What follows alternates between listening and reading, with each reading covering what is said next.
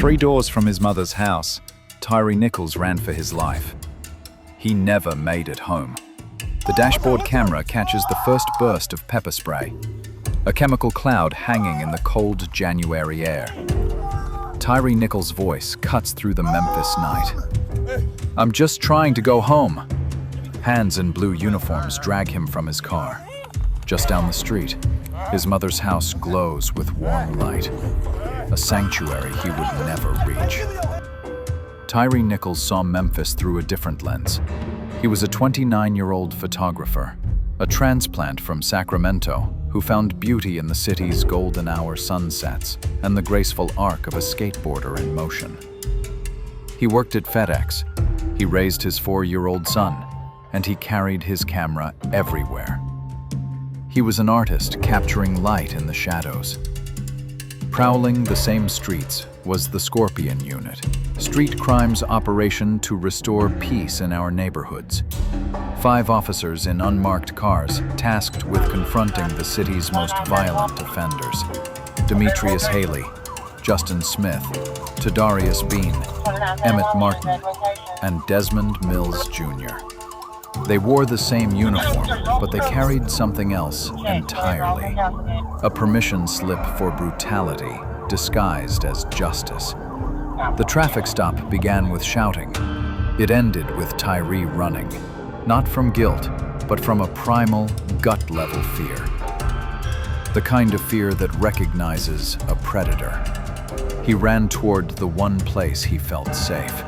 They caught him just steps from his mother's doorstep. Mom!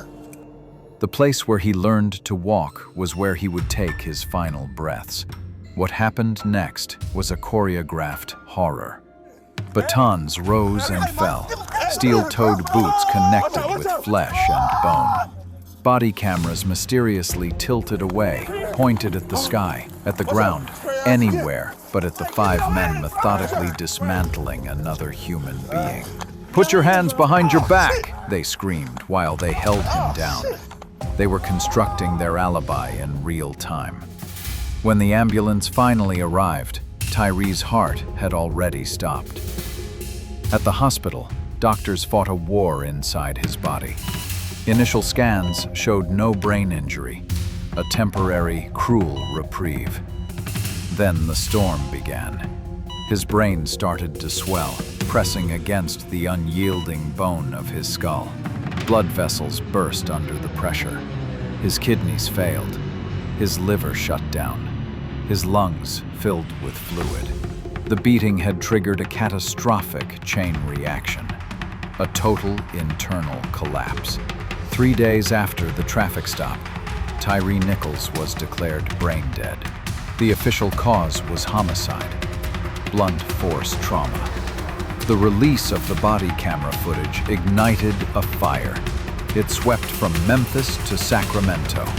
Here was visual, undeniable proof of a truth so many communities already knew. The 5 officers were fired. The Scorpion Unit was disbanded. But the wheels of justice began to turn with agonizing slowness. The officers faced 2 separate battles, one in federal court and one in state court. In the federal case, 2 of the officers, Emmitt Martin and Desmond Mills Jr., decided to plead guilty. But the other 3, Haley, Smith, and Bean, chose to stand trial. The jury reached a confusing verdict. They convicted the 3 men of witness tampering and obstruction. They found them guilty of covering up their crime, but they acquitted them on the more serious charge, the federal civil rights violation that killed Tyree Nichols. It was a legal paradox that left the family reeling. Then came the state trial. This was for second-degree murder, aggravated assault, and kidnapping. The family hoped for a different outcome. They hoped for accountability. The verdict was read in a quiet courtroom. Not guilty. Not guilty on all counts for all 3 officers. The system had spoken, and it had failed. But the legal drama was far from over. The federal judge, Mark Norris, suddenly recused himself from the case just before sentencing. He made startling allegations about gang infiltration within the police department. His replacement, Judge Cheryl Lipman, then granted a new federal trial for the 3 convicted officers. The nightmare was not over. It was just starting. Another painful chapter. Federal prosecutors are now fighting that decision, appealing to deny a new trial.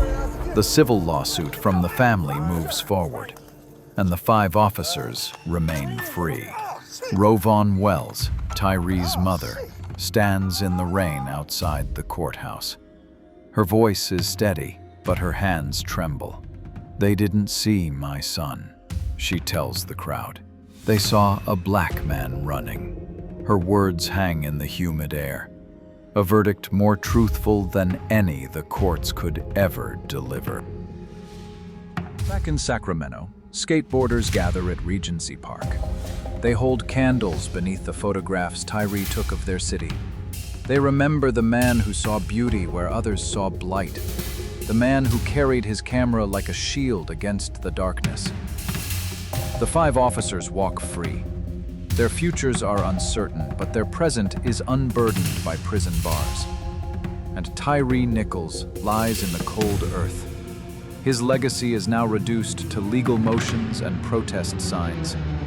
But his photographs remain, each one a silent, beautiful witness to the world he saw and the brutality that took him from it.